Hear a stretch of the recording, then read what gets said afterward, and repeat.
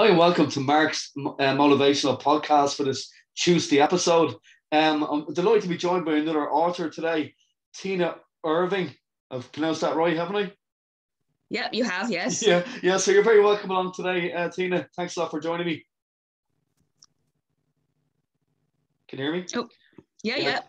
Thanks a million for joining me today. Oh, you're most welcome. It's brilliant. It is a fabulous thing you do. I love it. Yeah, thanks. Over the next weeks, I put up a calendar of podcasts, and you're on every Monday night. Oh, so great. Hopefully we've got the technology right that it pops up in the calendar so that people can see you.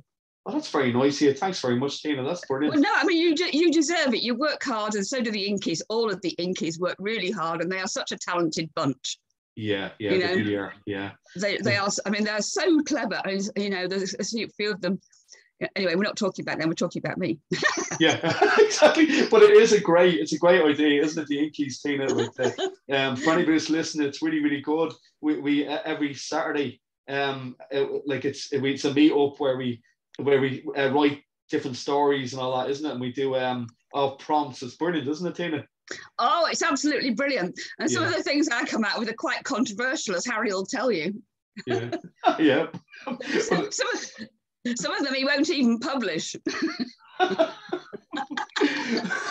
No, thanks a lot. It's great to have you on, Tina. Can you tell the listeners the name of your novel and your books, please? Well, it's a tour guide, really. It's a guide. All of the Spanish spots, points of interest in Northern Ireland. Yeah. And there are loads of them. Some of them have never been heard of before, even by the locals. Yeah. And there's two sneaked over the border into Carlingford, into County Louth. Yeah. But the beauty of this is you have to do all these Spanish spots on the train or on the bus. Mm. So you have to use sustainable travel. You can't go in your car. But at least I haven't given the directions in the car. Yeah. So if you want to go in the car, you have to find your own way. But if you want to go on the bus or on the train, all the instructions are in the book. Well, that's a great idea. That's a brilliant idea. And where can people? I haven't actually published it on Amazon yet. I had a few technical problems because they don't like pictures inside. Mm. So Ed Cairns and Robert Cairns has been trying to help me sort it out. So I've actually got hard copies that people can phone me up or email me and ask me for a hard copy, especially for the Inkies. They're £4.50 each, right. Which is not bad. And I can send them in the post. But that's a special deal for the Inkies. Great, yeah. So what I'll do is I'll put your email address for people to contact you, Tina, after the podcast, for people to get a hold to your buy your books off you. So that's great. So you haven't got them on Amazon just yet, Tina, no? Not just yet. I'm still struggling with technology, as Ed will tell you. And I'm not the most patient person in the world either. So it's having a bit of a job. But obviously he'll get a credit for helping me out. Yeah. And have you went down the traditional route? Have you tried that, with a publisher? Have you went down that road? No. It's too niche. Too niche. I mean, I went into visit Belfast the other day and tried to get them to buy some, and they just weren't interested. They haven't got a clue what I'm talking about, basically. Okay, yeah. Well, that's not surprising, is it, being in the north?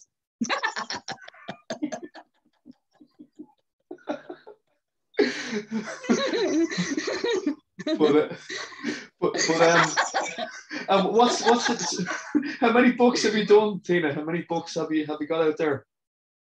How many have I written? Yeah. Altogether, gosh, there's Creating the North Highland Way, which is how 8 local businessmen struggled to get this project off the ground. And it was really hard because the trouble is at Caithness and Sutherland, where it stretches right across the north of Scotland, right across, absolutely fantastic.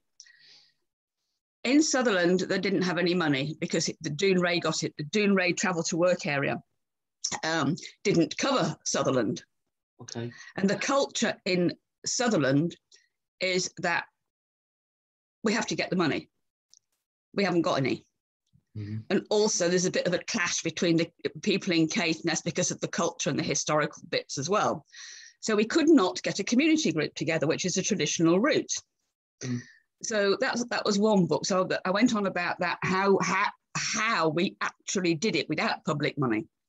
Mm-hmm. Well, we did have public money because the access officer gave a load of his time. That was the money. Okay. And he still is to this day, 20 years later, still giving me his time. Great, yeah. So that to me is better than having a community group. Mm-hmm. Because the Highland Council and I can decide between us what we want. And then I can go and nag, the other public services to make sure the Highland Council gets the money. Very clever. Yeah. And I'm really, believe me, I am really good at nagging. So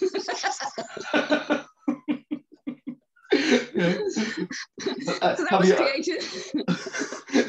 Have you always been a writer, Tina? Have you always been a writer yourself? I always wanted to be like a Kate Adie. Okay. I lived in Lincolnshire. I was born and brought up in Lincolnshire in England, and the opportunities just weren't there. Mm. And of course, I'm 66 now, and I'm getting on a bit. I'll be 67 this month. And I always wanted to be a Kate Adie, and I never made it. And then I got involved with traveling and started doing travel. I've done loads of traveling writing for. I was looking the other day at a magazine in Mexico, 2 or 3 magazines in Spain. Yeah, that was good fun. The Press and Journal in Scotland, when they were having the referendum, that was hilarious, having an English person write.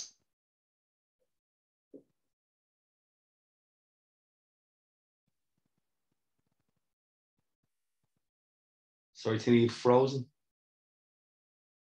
Have I frozen? Yeah, you're back now. You're back now. I can cut that out, so don't worry about that. Yeah, you were saying about Scotland, yeah. So mostly it's been travel writing, but just lately, over the last 3 or 4 years, I've had to become an investigative journalist because of what's been going on in Northern Ireland, which we won't go into now. It's boring. But so I wrote that. I wrote Creating the North Highland Way. I wrote that.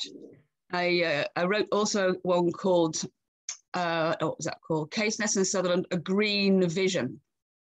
Right. And basically, it's about how the public services should work together. Yeah. So, yeah. In an ideal world, Tina. Oh, well, don't you worry. I've been nagging them now for 20 years. I don't dare say no. So especially High Trans, who were an absolute nightmare at the beginning, the Highland Transport system covers the buses and the trains up in the north of Scotland. They did not want to give me information. Okay. They just didn't want to give me it. I said, well, what are you hiding then? So I went to the information officers, commission officers, and told them, and they made me give them it. And now I only have to send one email and they give me what I want. So that's them sorted out. yeah. So you must have got to see lots of great places when you were in your travels.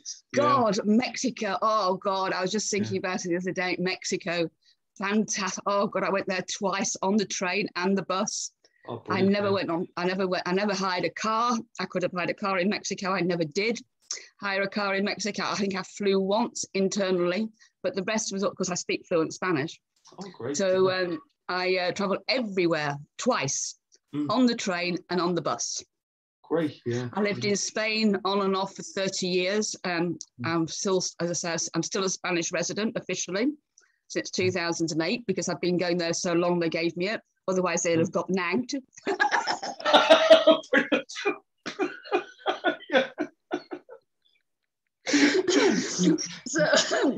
So I'm entitled to live in the south. I'm also entitled to live in Spain for as long as I like, and there's no restrictions. So I've got the best of both worlds because I've got a British passport as well. Great, yeah. And then you have the lovely weather to head over them when the weather's back here. Oh, God. Oh, I went down up to Asturias. Oh, God. Mark, you can't believe it. I flew into Malaga. I got the bus up to Compostela, the little village up in the mountains, about 40-minute drive, but an hour and a half on the bus. Yeah. And I had a few days in Compostela, chilling out within the jacuzzi, drinking wine with my mates in the jacuzzi, and in this flat that this very nice man called Sergio Fernandez gives me. Beautiful, absolutely beautiful. He gives me it. I don't pay. That's brilliant. Pay? Who said pay? Anyway. So, so then I left Competa after a bit of a to-do because I forgot what day it was, and ended up at the bus stop 2 hours before it was supposed to come. And everybody was laughing at me because I was sitting at the bus stop, and all these locals, they all know me. They're going, "What are you doing?" "I'm waiting for the bus." "What do you mean? It doesn't come till 9 o'clock. It's only 7 o'clock. Oh God. So then I go to Malaga on the bus. I get the train up to Madrid. Yeah. Fantastic. 300 kilometers an hour, that train. Fabulous. Absolutely amazing. So comfortable. And of course I speak the language, so I'm yakking to everybody like I yak to everybody. I get to Madrid. I have 2 days in Madrid, absolutely baking, could hardly move, could hardly breathe, let alone move. In the middle of August, or towards the end of August. And I've been to Madrid lots of times. And also I spent a year there for my Erasmus year when I was doing my degree. So I know Madrid quite well. But I hadn't been there for donkey's years. And I say, it's a fantastic little place. It was amazing. It was like 25 euros a night. And it was like, I was expecting like a room, and it wasn't. It was like a little apartment. Great, yeah. Lovely. Right in the middle of Madrid. What was it called? JNQ rooms. Absolutely fantastic. Right next to the Puerta del Sol. Right slap bang in the middle of Madrid. Great. Unbelievable. So I spent 2 days. You pay a bit more here, Tina. Sorry? You pay a bit more for that here. Well, I know. I paid 80 euros tonight, which is very nice. Yeah. And I haven't got that Egypt downstairs bothering me. Anyway, so then I went to the bus station. I couldn't believe how much it had changed in the 15 years since I'd been there. More than 15 years. And it is enormous. Could I find the platform? No. Eventually I found it, right? My ticket said 8:45 to Oviedo in the north, in Asturias. Right, okay. 8:30. I thought, well, that must be the bus. So I went up to the man and I said, "Is this the bus for Oviedo?" He said, "Yeah." I said, "Are you on the manifest?" I thought, "I don't know, you'd have to have a look." Of course, he didn't understand my name. Right. So I had to say, "Sorry, madam, you're not on the list." "What?" He said, "But don't worry, there's another one in a minute." "Oh, different company." I said, "Oh, right, okay." Oh, God, off he goes, that bus goes, in comes another one. Oh, my God. Am I on the list? Let me have a look. No. What? Oh, my God. By this time, it's 20 to 9. I thought, hell's teeth, what the hell's going on? I haven't booked the ticket. And all the boxes were absolutely chock-a-block. It's August, everybody's going everywhere. Yeah. In comes the third bus. Oh, fingers crossed. Oh, God. I said, "Have you got the manifest?" He said, "Yeah." I said, "Why?" I said, "Because I'm not sure I'm on it." He said, "Have a look, because I won't understand your name." I said, "I know." Oh, God, that was my name. I thought, oh, thank God for that. I couldn't be, but if I hadn't spoken the language, I'd have been stuffed. Yeah, third time lucky. Well, exactly. Oh, God. Yeah. So anyway, oh, God. So he got on the bus. I was sitting next to this really nice young man, a Spaniard, and he was asking me what a lady, I haven't been called that for a long time, was doing, travelling about on the bus on her own at her age. I said, "What do you mean my age, you cheeky devil?" Anyway, yeah.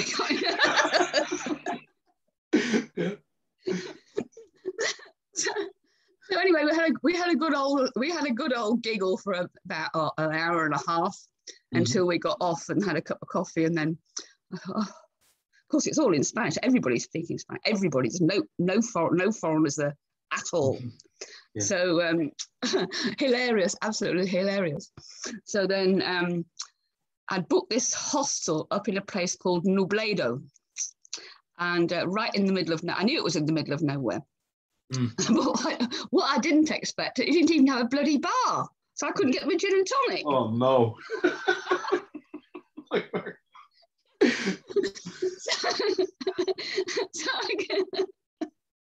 So I get to Oviedo and I said, "I need the bus out, or the train out to Nubledo." "Oh, right, that's right, it's only about 15-20 minutes. "Okay, great." Like 15-20 minutes, right.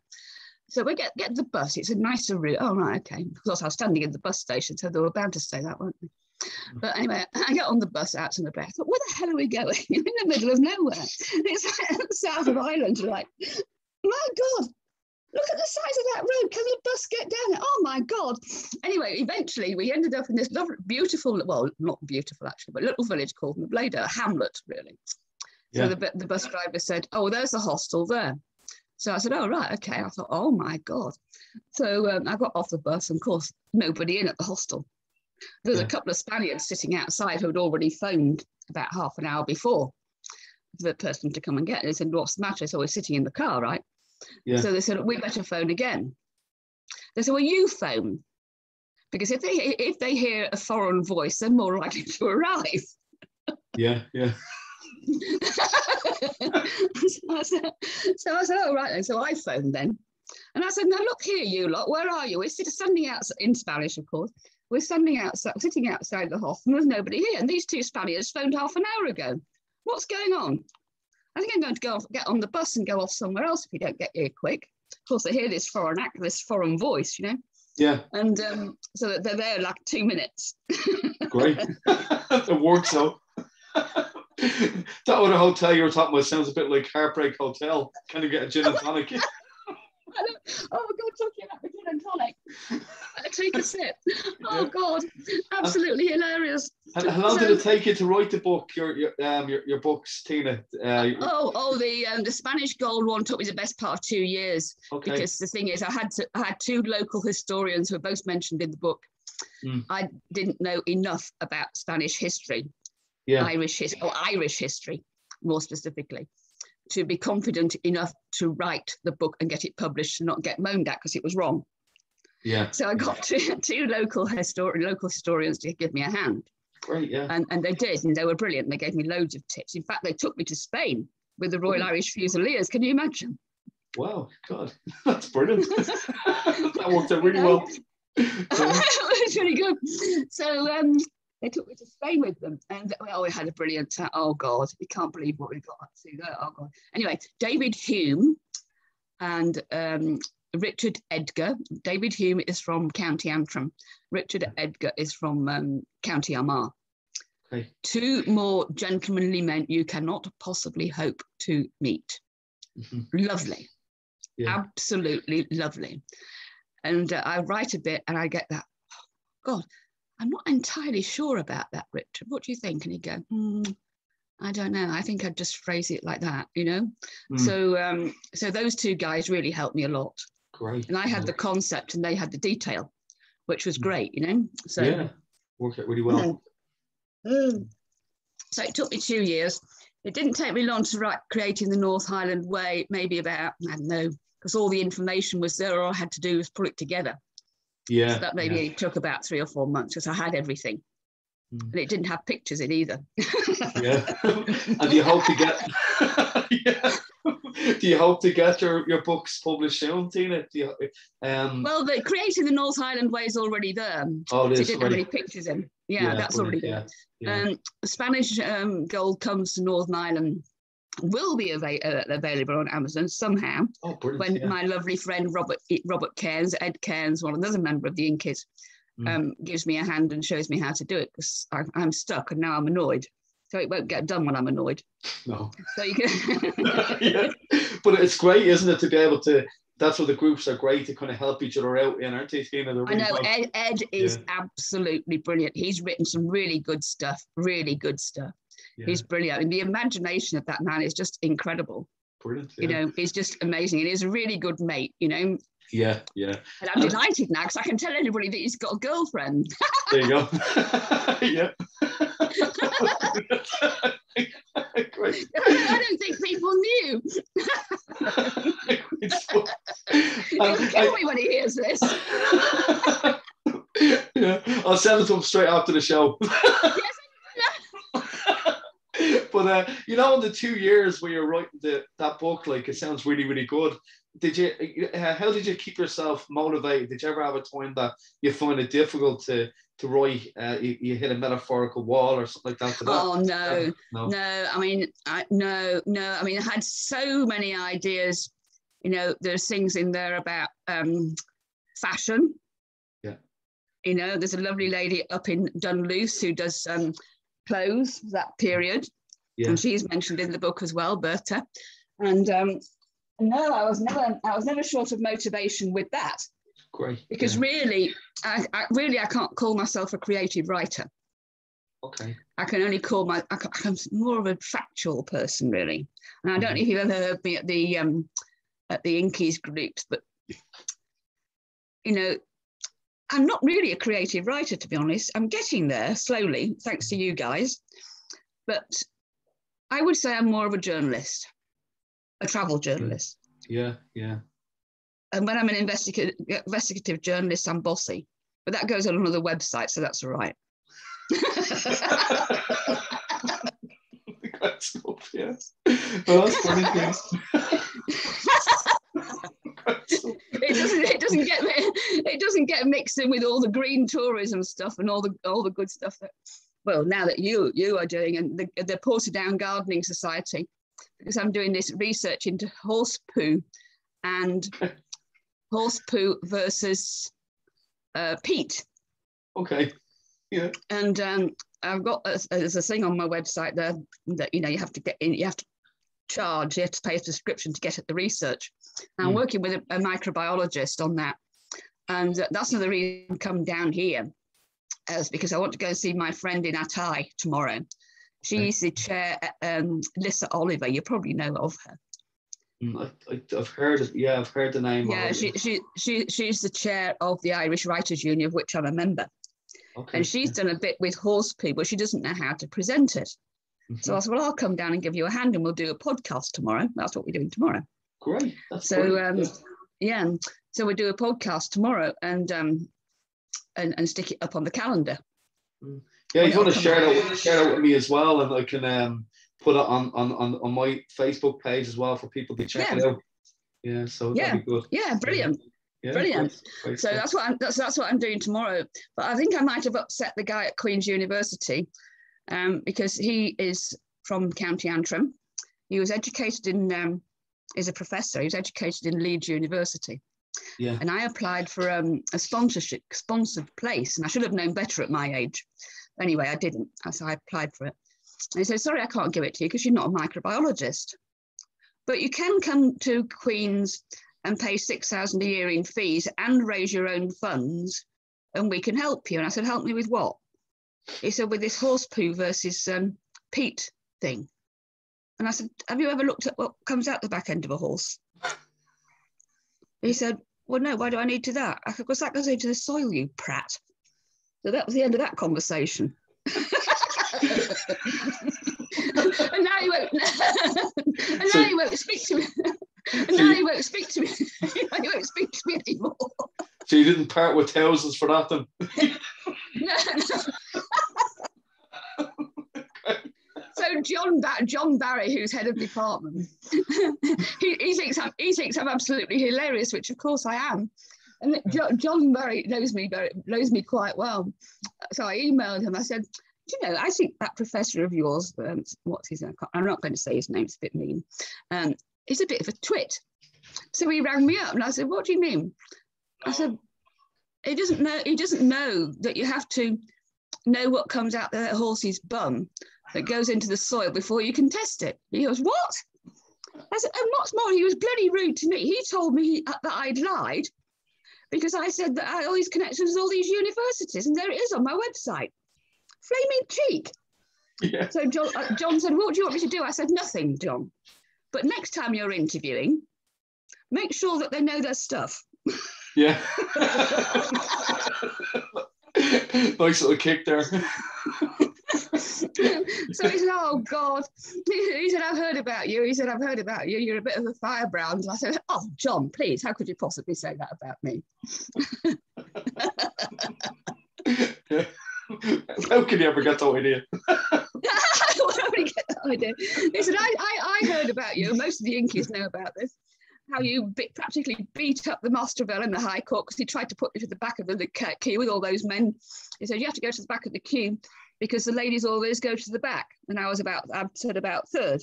I said, I can assure you, Master, if you make me wait after these 15 men, I shall be no lady. Mm-hmm.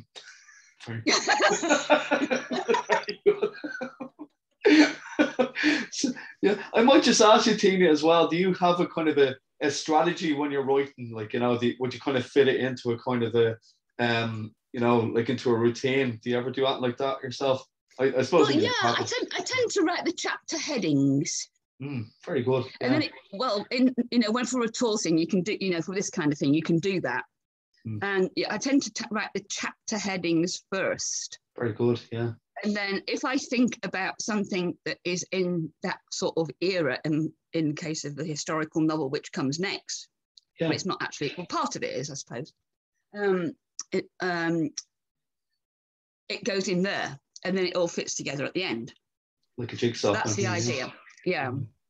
But the next thing, oh God, is something a bit sort of called Love is in the Air, and all my favourite men are in there. You might get in there, Mark. Oh, thank you. I'd be flattered.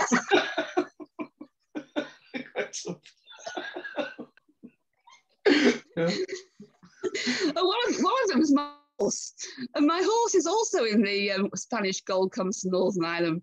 And what the hell's my favourite horse got to do with that? Well, it's because I'm a marshal. I'm a horse lover. There you go. Like my daughter's the same. She loves horse riding. So you got a friend there. So this book is dedicated to that horse. He was called Richard. He came from Ireland as a 4-year-old, and he was really, really well trained, beautifully trained. Absolutely, somebody did a fabulous job with him, and absolutely fabulous. The only thing is, he didn't have any brakes. Yeah.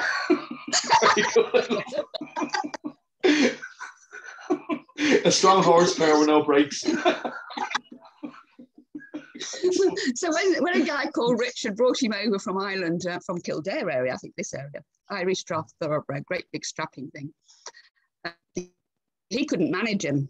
He was too quick, Yeah. So he sold him to this little woman about the same size as me, 5'2", and called Anne-Lise Jones, and she got him. And he was 6 when he realised he couldn't manage him. So she got him, and she managed him all right. He was a firebrand. Oh my God, he used to climb out of the stable door if it was hot and get in the swimming pool, and the fire brigade had to come and get him out. That's weird.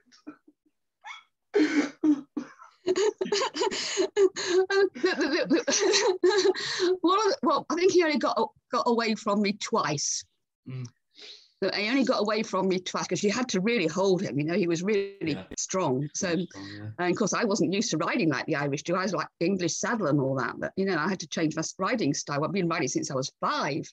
Yeah. So the first time he got away from me was in Ashdown Forest when we were on a charity ride, and there were 300 horses, and he just buggered off, and I couldn't do anything about it. he thought he was on a hunt. Oh God. So I thought, oh, well, I'll just sit here and wait for him to stop then. So I did. And then the second time he got away from me, we were up in Cheshire, where I actually got him from. No, we were in Kent, because I moved him from Cheshire to Kent when Anne-Lise Jones gave him to me. And we're going along, and I don't know if you can see him. Oh, yeah, he's still there. He's still there. Right, okay, good. We were trotting. I put him up into canter. He's still there. Good boy. Good boy. Right. Next time I checked, the little bugger wasn't there. I thought, oh my God, what am I going to... Anyway, so I knew there was a gate at the end of this particular lane into a field, right? So my ex-partner, Brian, was behind me on the bike, and he'd go, are you all right? I said, no, I can't stop. He said, oh God. So he got to the gate. What does he do? He jumps it. Oh no!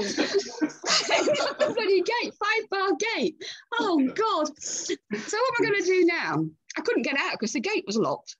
Yeah. It had big padlocks on it. Oh Jesus! No way.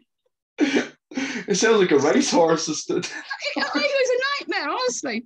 So, and also the ground was sloped away from the gate, so I couldn't make him jump back up over the gate. So Brian's on the other gate. What are we going to do? I said, oh, don't worry, ride out into the lane, and I'll jump out into the lane over all of these stiles. There's bound to be a stile somewhere. So eventually found this stile and jumped him out into the lane. Yeah. Oh God. I couldn't believe it. The bloody thing jumped the gate. Oh no. So that was Richard the horse. He died in 2005, and I still miss him. His remains, I had him cremated. His remains are on Dunnet Head in Scotland. And that's where mine have got to be when I pop off. So my brother's got a long journey when he... that was a sad time for you. That must have been sad. I know, it was awful. And I was in Spain when he died as well, so that was even worse. And it was awful. And a friend of mine, Sergei, Sergei's brother, he said, come on, you got to get back on the horse. I said, I never want to ride another horse again as long as I... No, you're getting on the horse. Right, okay. Yeah. So we went to a fair. Oh, God. I was the only woman in the place. All these men on their big fancy Andalusian horses. How do we get onto the subject of horses? I haven't written a book about horses. Well, that could be your next book. so giving you some ideas there. I know. So we're all out at this fair. It was the blessing of the animals, and the horse I was on didn't want to be blessed, so he pissed off.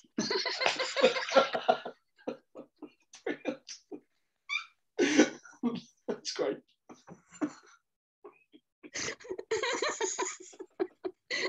And so my mate is shouting, Tina, come back. And I'm going, I can't stop. That's great. You couldn't wake it up. He didn't want to be blessed. He just said, oh, there's all these donkeys and mules and everything. And we charged straight through the middle. Oh my God. How embarrassing was that, you know? Yeah, that's funny. That's very good. Oh God, that's brilliant. And do you have a favourite book yourself? Do you have any favourite books yourself that inspired you? Oh God, yes, Trinity by Leon Uris. Okay. And it is about Ireland, and it is very evocative about Ireland. It's all based around Lough Foyle, and it is absolutely brilliant. Claire has just given me it back. It is absolutely brilliant. Absolutely recommend. When I first read it, I thought, I'm not sure about this Irish history bit. So I gave it to a friend of mine in Carrickfergus to read it. Yeah. And he's a very educated man. So he said, "Oh yeah, that's all right, Tina. That's all right. There's nothing. I can't see anything wrong in there." So I said, "Oh right," because his wife's a Catholic, you see, and he's a Protestant. Okay. So Jane read it as well, and she couldn't find anything wrong either. So it must be spot on, because I wasn't going to recommend it to anybody until I knew, and I didn't. So I asked those two to read it. Trinity by Leon Uris, absolutely brilliant. Must check it out. Thanks, Tina. Yeah, check it out, because God, I can't think of any Irish person who wouldn't like it, or anybody who wouldn't like it, unless they're a complete bigot. Yeah, who wrote it? Leon Uris. Leon Uris. So yeah, I must take a note of that. Yeah. Yeah. That's great. Thanks for that recommendation. Absolutely brilliant. Yeah. And I suppose my fascination with Ireland, really started, of course, with one of you beautiful Dublin men. Oh, yeah. But I was 21 and he was 18. I'm sure you don't want to hear stories about that. But anyway, maybe I should tell you one little one, shall I? Yeah, go on. Yeah. Dare I say that I'm ex-army on here?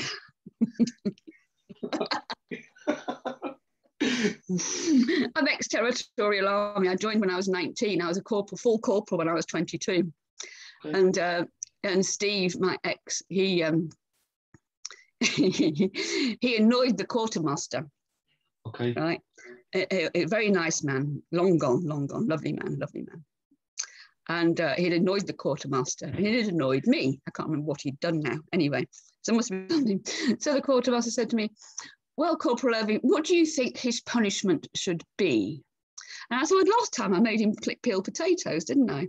He said, "Yeah, that's right, you did." I said, "Well, this time I think he should clean the ladies' toilets with a toothbrush." Oh my God. Oh, Jesus Christ. And of course, I used to pour rank on him all the time, even in the bedroom. Very good. That was maybe too much information. Maybe you can clip that bit out.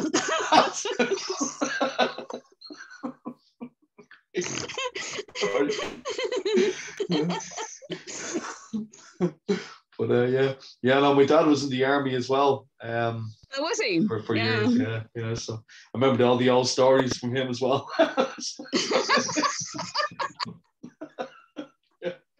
Very funny. No, yeah, thanks a lot for sharing that. That's very good.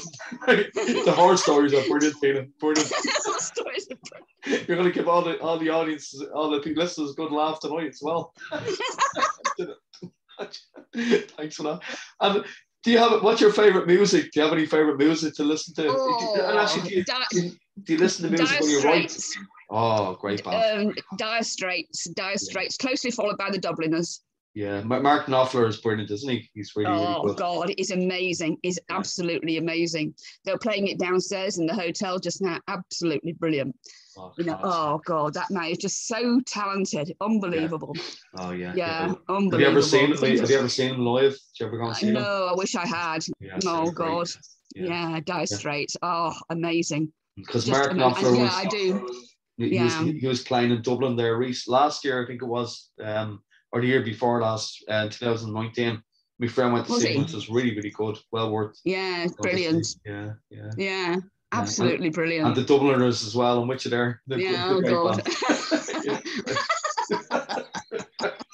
Great stuff, yeah. Do you ever listen to any music when you're writing yourself? Do you ever listen to a bit of music when you're writing? Generally, it's not mood I'm in, really. Yeah. If I do, it's not usually something like that. Maybe it's something a bit quieter, like water music or something like that, Yeah.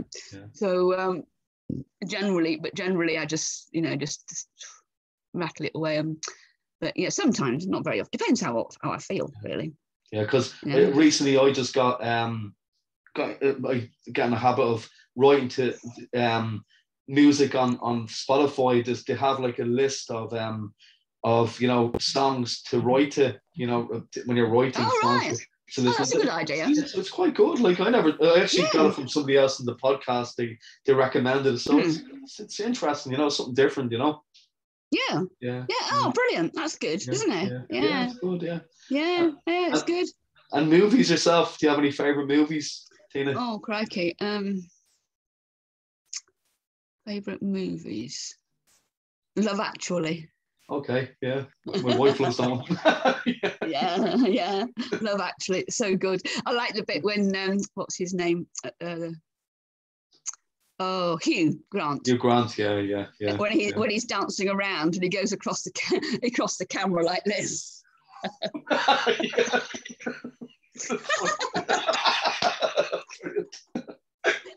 Yeah, he's in a lot of popular movies, isn't he, Grant? Yeah. Oh, God, he's really good. Yeah, he's funny, all right. Very funny. Yeah. So Love Actually. I was a bit of I don't know. I mean, look at that. I mean, rock, love. I mean, what can you say? I'm a very strange person, really. But there we go.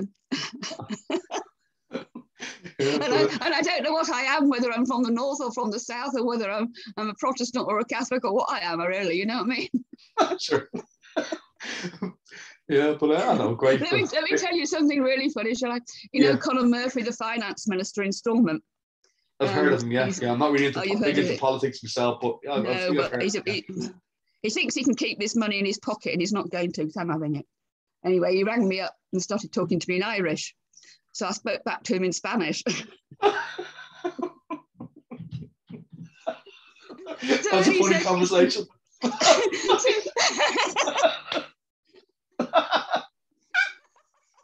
Oh, that's great. So he cracked first. He said, "Do we have a common language?" I said, "Well, yeah, English." Yeah. Well, the reason that he thought I spoke Irish because he emailed me in Irish, right? Okay. Yeah. And I translated it through Google Translator and sent it the answer back in Irish. All right. Yeah. So he thought I spoke Irish. Oh, very good. Yeah. Good stuff. That's funny. Yeah. Oh, look! I should stop looking about as a Stormont ministers. We know they're not very bright. You're talking to the wrong man here, Tina. I haven't a clue about any of them. Oh, God! Look, I just love winding up the Stormont ministers. I just love it because they're not, they're not the sharpest tools in the box, are they? You know what I mean? No, this has been brilliant, Tina, for having me on. Go ahead, the beauty of it is they don't realise I'm winding them up. No.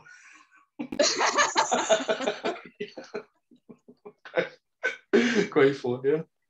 But no, this has been brilliant talking to you on the podcast, Tina. It's been really, really good. And I wish you all the best in your books. Maybe just one more thing before you go, if that's okay. If you could kind of, for young people that are starting to write and have an interest in it, could you kind of give them a little motivational tip that you found through the years that helped you? Listen to people. Yeah, great. Yeah, yeah. Listen to people. Don't just talk to them like I do. Listen to them and really listen to what they're saying. Not only their words, but their meanings behind it. Great. Yeah, that's great. Great advice.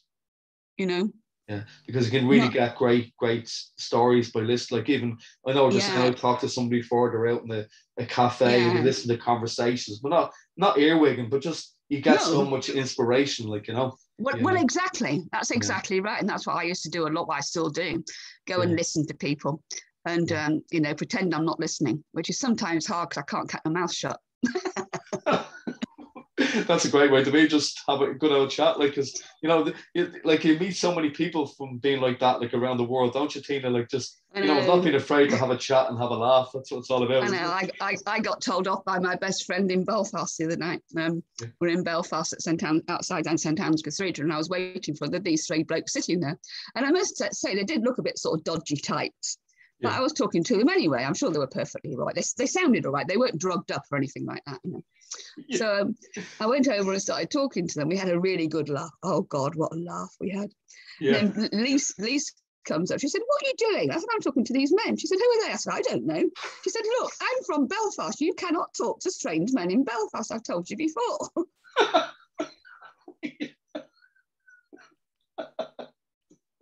Especially with that accent. You don't know who they are. I don't care. They do now. Exactly, yeah. That's great, yeah. Because I brought my son up to Belfast to see the museum, the Titanic Museum there. But we're allowed to leave, we're allowed to travel around the place in 19. And he loved it. He thought it was great, like seeing and the bus tour was great, like seeing all the different highlights around the place. It was really good.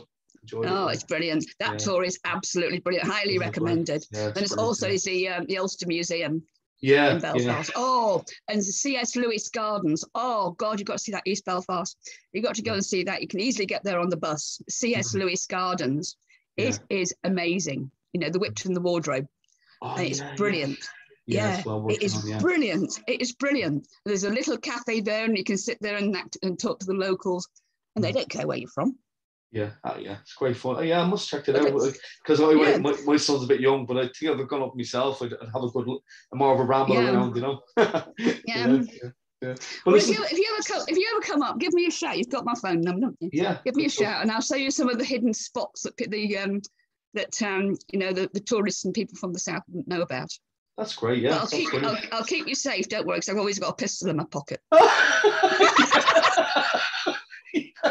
That's great. Good stuff. Now listen, Tina, it's been great talking on the podcast. Thanks a million for coming on. Oh, lovely. Well, thank you. I've really enjoyed it. You're a great interviewer. Yeah, and make sure you send me on your email address so I have it there, but I can share it with you for people to buy your books as well, Tina. Lovely, wonderful. You're a wonderful man. Yeah, that's great. Thanks. Who have we got on next week? Next week, these are pre-recorded, so you're coming on next Tuesday. So I'll let you know who's on the next week after that. I'm coming on next Tuesday. I wondered about that, so I'll have to move my calendar date to Tuesday then, otherwise people will think I'm on Monday. Good point. Thank you. Okay, listen, that was great, Tina. Thanks a million for coming on. You're so good. All right, thanks very much. Bye. Take care. Bye. So Tina, that was Tina. Remind me your surname again. Irving, Irving. Thank you, Tina. That was Tina Irving. Bye. So we're going to share all Tina's links on the show notes. And so listen, thanks a million for everybody for listening, and thanks a million again, Tina, for coming on. So we'll talk to you on Thursday for another podcast. Take care of yourself. Yeah, brilliant. All right. Okay. Bye. Thank you. Bye.